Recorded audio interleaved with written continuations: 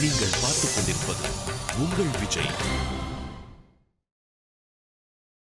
இங்க பாருங்கம்மா, நீங்க என்ன தப்பா எடுத்துக்காம இருந்தாலே போதும்.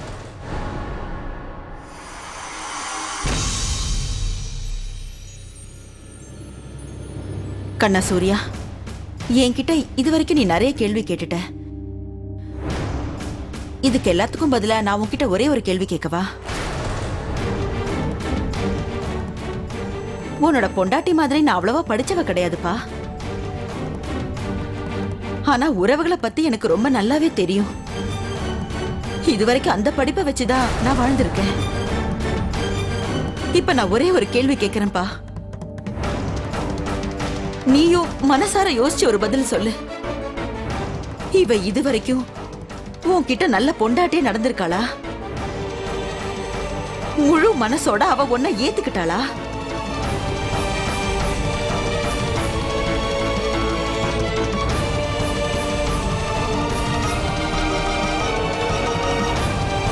கண்ணா சூர்யா, ஒரு அம்மாவை பொறுத்தவரை புள்ள கிட்ட இந்த கேள்வி கேட்கறது ரொம்ப கஷ்டம்.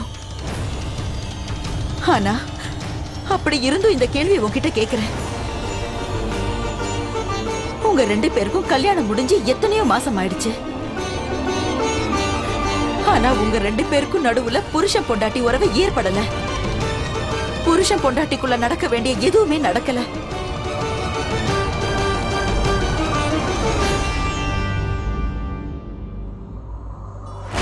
ஏன்பா சூர்யா?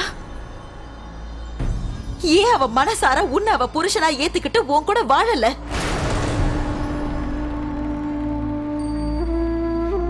பதில் சொல்லு. அம்மா, நீங்க புரிஞ்சுக்க தயார்னா இந்த கேள்விக்கும் என்கிட்ட நிச்சயமா பதில் இருக்குமா?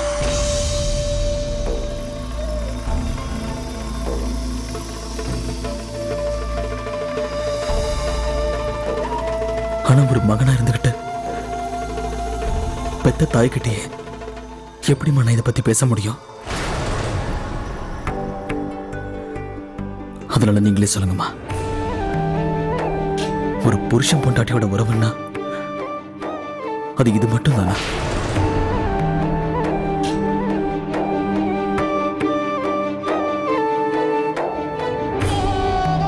அந்த 2 பேரோட உணர்வுகள் சம்பந்தப்பட்டு எதுவுமே இருக்காதா? வெறும் உடம்பளவுல மிருகங்கள் கூட நம்ம சேர்ந்து வாழ்த. ஆனா மனசளவுல ஒருத்தருக்கு ஒருத்தர் புரிஞ்சு சேர்ந்து வாழ்ந்ததான் அது வாழ்க்கை. அதனால என்ன பொறுத்த வரைக்கும் உண்மையான அன்பு, பாசம் அது இருந்தாலே போதும்.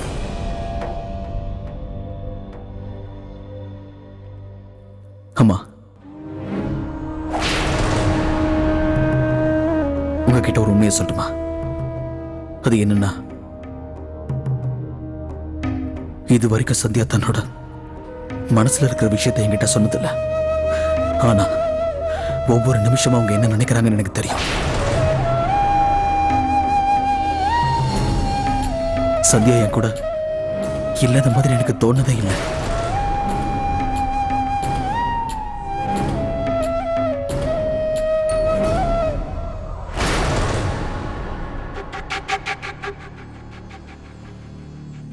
கண்ணா சூர்யா, உன்னோட அம்மாவுக்கு இன்னைக்கு ஒரு விஷயம் நல்லா புரிஞ்சிருச்சு.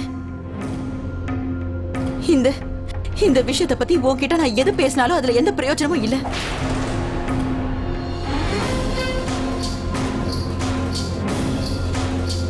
கண்ணா சூர்யா, நீ இப்ப தூங்கிட்டு இருக்க. உன்னை நல்லா தட்டி உன்னோட மனைவி உன்னை நல்லா தூங்க வச்சிருக்கா. தூங்கிக்கிட்டு இருக்கிற ஒருத்தனுக்கு சரி எது தப்பு எதுன்னு தெரியாதுன்னு எனக்கு நல்லாவே தெரியும்பா. உண்மையை சொல்ல போனா எனக்கு இப்பதான் ரொம்ப பயமா இருக்கு. ஏன்னா என்னைக்காவது ஒரு நாள் இந்த தூக்கம் கலையும். உன்னோட தூக்கம் கலையிற அன்னைக்கு மனசு உடைஞ்சு போயிடுமோன்னு எனக்கு பயமா இருக்கு. அன்னைக்கு உன்னோட கண்ணுல இருந்து ஒரு சொட்டு கண்ணீர் வந்தாலும் சரி, அது உன்னோட அம்மாவோட உடம்புல இருக்கிற 100 சொட்டு ரத்தத்துக்கு சமமானதுன்னு தெரிஞ்சுக்கோ. இங்க பாரு சூர்யா, நாளைக்கு மட்டும் நீ வேதனைப்பட்ட, அதுக்கப்புறம் அத உன் அம்மாவால நிச்சயமா தாங்கிக்க முடியாது. நீ ஒரு நல்ல புருஷனா இருக்கணும்னு நினைக்கிற, அதனாலதான் உன் கண்ணுக்கு இப்போ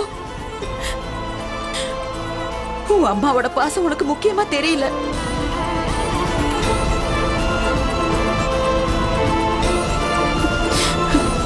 பரவாயில்லப்பா சூர்யா.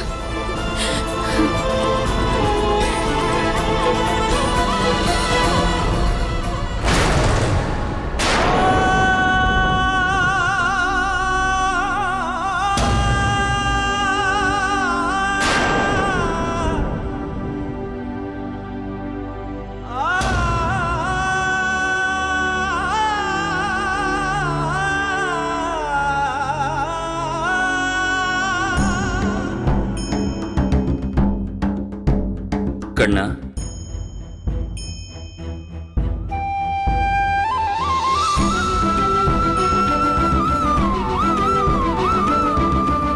இன்னைக்கு நீ சொன்னது எல்லாமே ரொம்ப பெரிய விஷயம்ப்பா.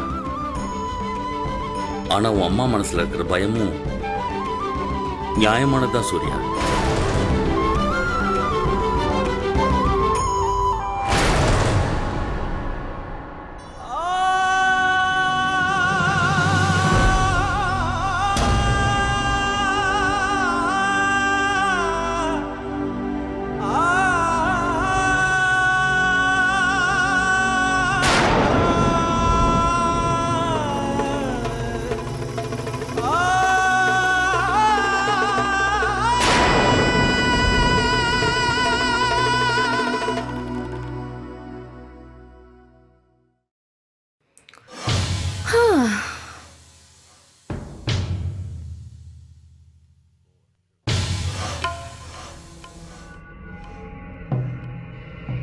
என்னங்க, ஏன் என்னை இப்படி முறைச்சு பாக்குறீங்க? சாதாரணமா நான் பார்த்தாலும் உனக்கு அது முறைக்கிற மாதிரி தெரியுதா? ஆ? சரி, இதெல்லாம் விடு. உன்கிட்ட இப்ப நான் ஒரு விஷயம் பேசணும்னு நினைக்கிறேன். நான் உன்கிட்ட என்ன கேள்வி கேட்டாலும் சரி, என் மேல சத்தியமா நீ உண்மையை மட்டும்தான் சொல்லணும். நீ உண்மையிலேயே என்ன மனசார ஏத்துக்கிட்டு நேசிக்கிறல்ல? நான் என்ன கேக்குறேன்னா, உன் மனசுக்குள்ள நான் முழுசா நிறைஞ்சிருக்கல, சொல்லு. நெஞ்சுக்குள்ள முழுசாவா? என்னங்க கேக்குறீங்க? என்னங்க, என்ன இது? நீ திக்கி திக்கி பேசுறல்ல, அப்படின்னா உனக்கு என் மேல உண்மையான பாசம், அன்பு கிடையாது. சரி போ. ஏன் இப்படி ஏதோ பேசுறீங்க? இதயத்துல மட்டும் இல்ல, வயிற்றுக்குள்ள, கிட்னிக்குள்ள, லிவருக்குள்ள, எல்லாத்துலயுமே நீங்க மட்டும் தாங்க நிறைஞ்சிருக்கீங்க.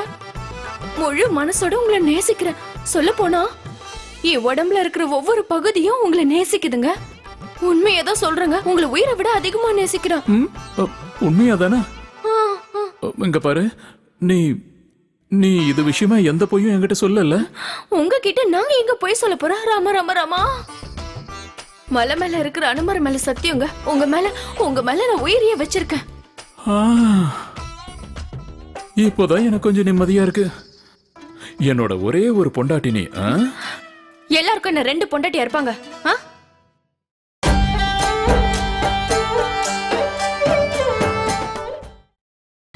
நீங்கள் பார்த்துக் கொண்டிருப்பது உங்கள் விஜய்.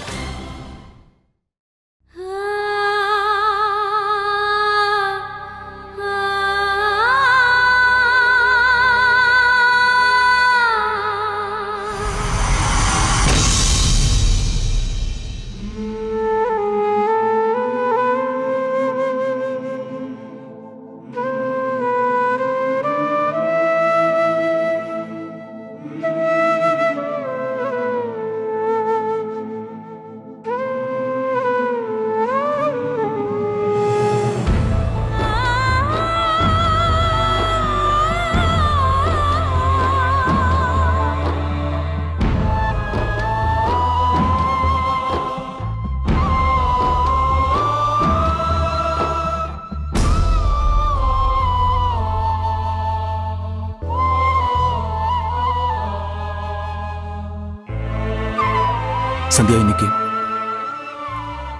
எல்லாரும் முன்னாடி நிக்க வச்சு அம்மா உங்களை கேள்வி கேட்டாங்க. அதனால உங்க மனசு ரொம்ப வேதனைப்படுதுன்னு எனக்கு தெரியும். அதுவும் இல்லாம உங்களுக்கும் ஏற்கனவே மனசுல கஷ்டம் இருக்கு. அதுக்காக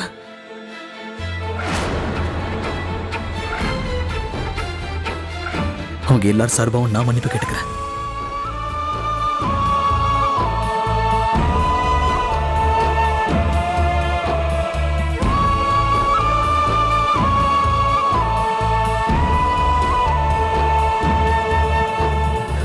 சந்தியா, ஒருவேளை நீங்க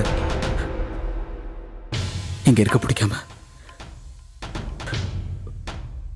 உங்க அண்ணன் கூட இங்க இருந்து போகணும்னு நினைச்சீங்கன்னா சொல்லிடுங்க, நான் அவரை வர வச்சிடறேன்.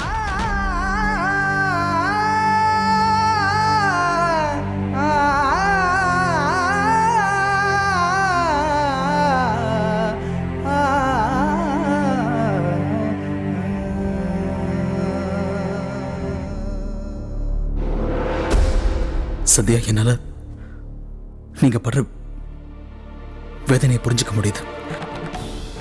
அதனால நீங்க உங்க அண்ணன் கூட போகணும்னு நினைச்சீங்கன்னா தாராளமா போலாம்.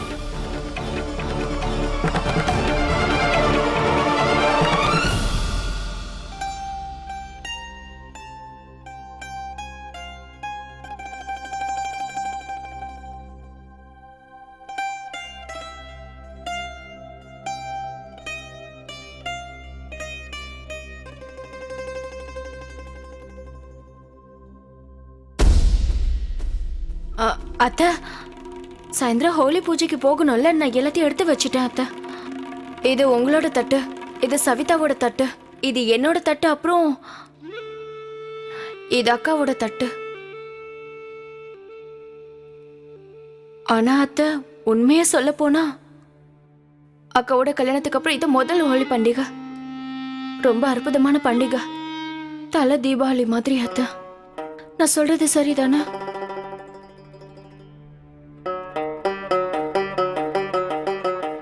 அத்தை, மறுபடியும் நான் ஏதாவது தப்பு பண்ணிட்டேன்னா என்ன? விளக்கு, பூ, தேங்காய், மஞ்சள், குங்குமம் எல்லாத்தையும் எடுத்து வச்சிருக்கேன்ல, மறுபடியும் ஏதாவது தப்பு பண்ணிட்டேன்னா என்ன? சொல்ல போனா தப்பு பண்ணது நான் தான் மீனாட்சி. என் புள்ள சூர்யாவுக்கு சரியான பொண்ணை நான் தேர்ந்தெடுக்கல. அந்த பொண்ணுக்கு குங்குமத்தோட அருமை தெரியல.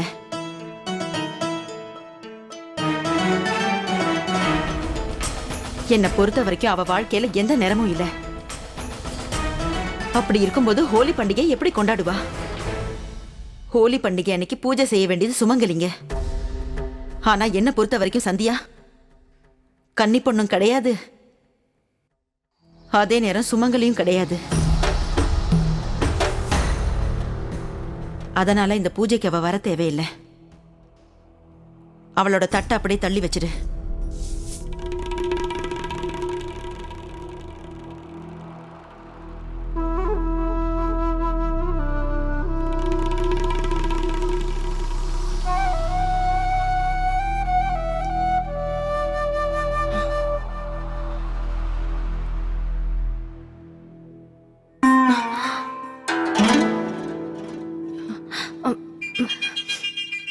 மோந்து பார்த்தேன் அத்தை, நல்லா தான் இருக்கு, ரொம்ப நல்லா இருக்கு.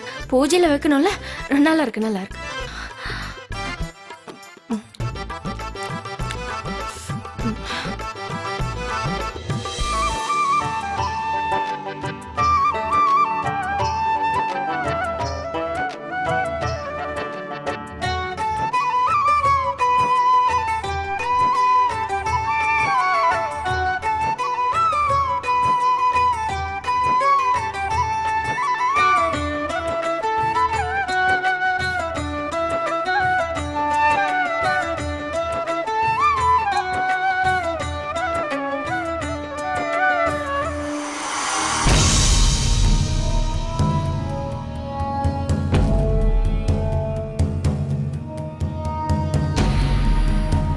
என்ன சரோஜா இது? இன்னும் சூர்யாவும் அவனோட பொண்டாட்டி இங்க வரல போல இருக்கு. அவங்க எங்க போயிட்டாங்க? சொல்ல போனா உன் மருமகளுக்கு இது முதல் ஹோலி பண்டிகைல்ல? இன்னைக்கு ரொம்ப அழகா அலங்காரம் பண்ணிட்டு வருவா. அவளை கூட்டிட்டு வரலையா என்ன? இல்லைன்னா திரும்பவும் ஏதாவது ப்ரோக்ராம் பண்ணி எங்களுக்கு சொல்லி கொடுக்க போறாளா என்ன?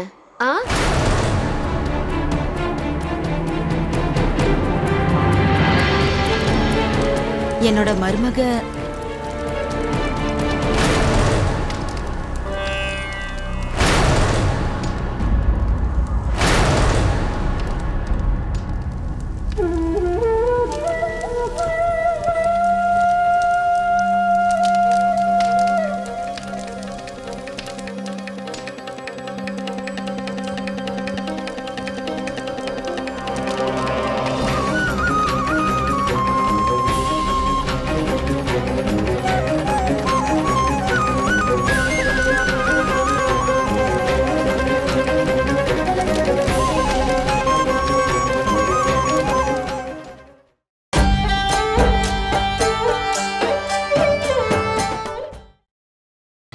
நீங்கள் பார்த்துக் கொண்டிருப்பது உங்கள் விஜய். அத்தை, அக்கா இங்க வரமாட்டாங்கன்னு நீங்க அப்பவே சொன்னீங்கல்ல. ஆனா பாருங்க, அவங்க வந்துட்டு இருக்காங்க. அதுவும் இல்லாம வீட்ல எதுவுமே நடக்காத மாதிரி அலங்காரம் பண்ணிட்டு வந்திருக்காங்க.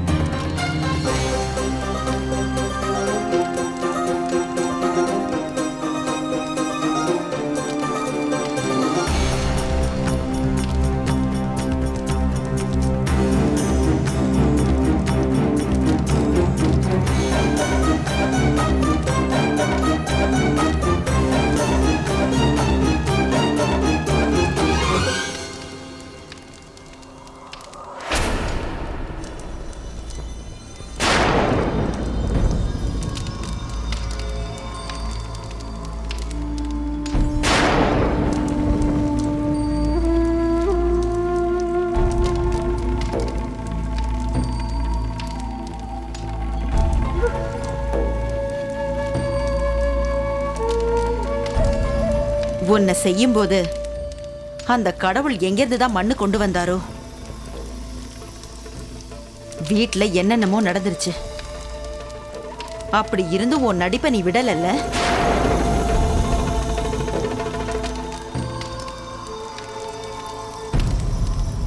உன் இடத்துல மட்டும் வேற யாராவது இருந்திருந்தா நிச்சயமா வெளியே தலை காட்ட முடியாம வீட்டுக்குள்ளேயே எங்கேயாவது ஒரு மூலையில முடங்கி கிடந்திருப்பா. ஆனா கொஞ்சம் கூட வெக்கமே இல்லாம இங்க வந்திருக்க.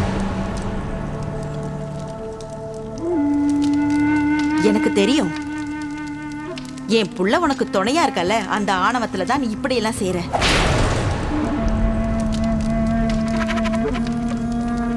ஒண்ணு மட்டும் சொல்லு சந்தியா,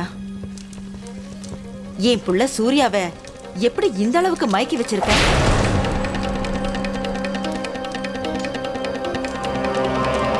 என் அம்மா எனக்கு சொல்லி கொடுத்தது, ஒரு ஆம்பளை மனசுல இடம் பிடிக்கணும்னா நல்லா சமைச்சு வயிறு நிறைய சாப்பாடு போடணும். அப்படி இல்லைன்னா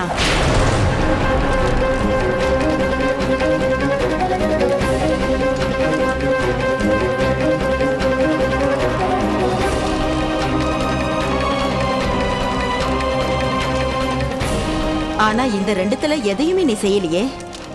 அப்படி இருக்கும்போது என்ன மந்திரத்தை போட்டு என் புள்ள உன் பின்னால சுத்துற மாதிரி செஞ்சு வச்சிருக்க?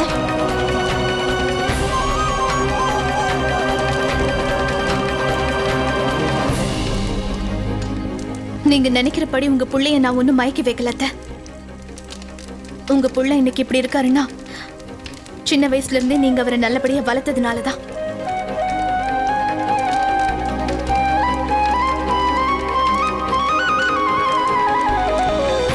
என்னோட அம்மா அப்பாவும் இதே மாதிரி எனக்கு எத்தனையோ நல்ல விஷயங்களை சொல்லி கொடுத்திருக்காங்க. அதனால உறவுகளுக்குள்ள இருக்கிற மரியாதை என்னன்னு எனக்கு நல்லாவே தெரியும். எப்பவும் யாரையும் நான் அவமானப்படுத்தணும்னு நினைச்சதே இல்லை. உங்ககிட்ட ஒண்ணே ஒண்ணு மட்டும் நான் வேண்டி கேட்டுக்கிறேன். தயவு செஞ்சு உறவுக்கு கொடுக்க வேண்டிய மரியாதையை நீங்களும் தெரிஞ்சுக்கோங்க. உங்களுக்கு என் மேல கோவமா இருந்தா நீங்க என்கிட்ட தனியா கூப்பிட்டு விசாரிச்சிருந்திருக்கலாம்.